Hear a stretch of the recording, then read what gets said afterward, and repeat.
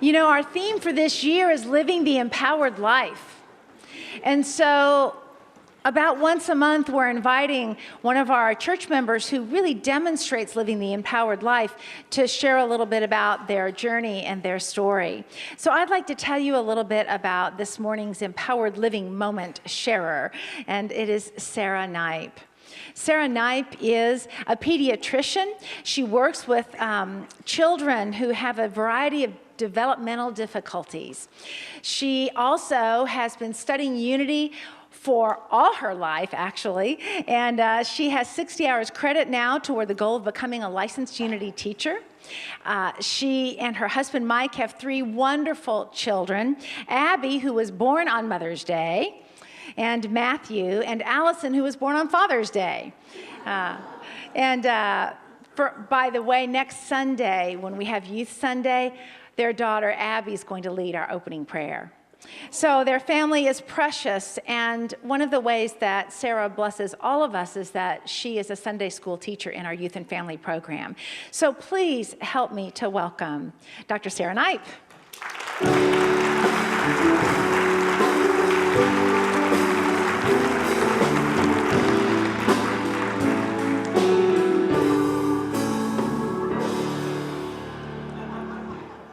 Good morning. I'm honored and humbled to be asked to speak with you today about my experience living an empowered life. I've always attended Unity, and because of that, the Unity principles are a deep part of my being and my relationship with God. One of the things I'm most proud of is my children's relationship with God. They know that God is present within them and everyone and everywhere. There's nothing quite so precious as hearing my son or daughter explain this to another child. Recently, I was talking with a friend of mine who attends another church. The church her family attends requires that children attend weekly religion classes. She has struggled with this because she doesn't always agree with the way that the information is taught, but she doesn't feel that she has any other way to teach her children to have a relationship with God. When I told her that our church didn't require this type of education, she asked me, "How do you even begin to teach your children about God?" I paused for a moment to think this through and then did my best to explain that we talk about God what seems to be all the time. We talk about the wonders of God creating the beautiful world in which we live. And we talk about God creating the magnificent body that contains marvelous technology that's capable of converting food to energy and thoughts into actions. We talk about how God's in every moment, seemingly good or not so good, and guiding and blessing us along the way.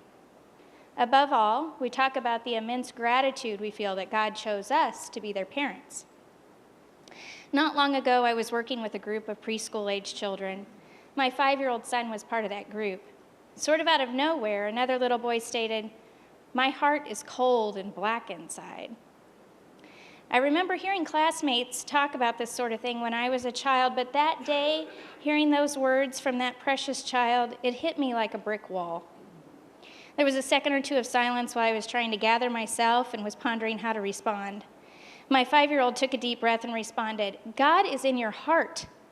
There is the light of God's love in there. God is everywhere. God is in my heart and in your heart too. It's not cold or dark in there. There's love in there." I'll never forget that.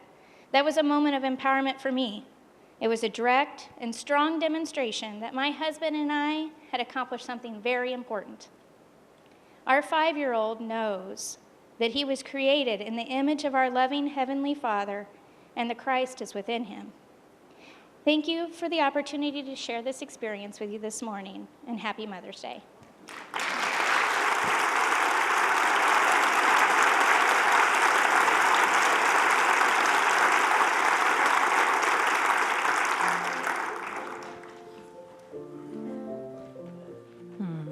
Thank you, Sarah, for that message and for the way that you love all of our children here.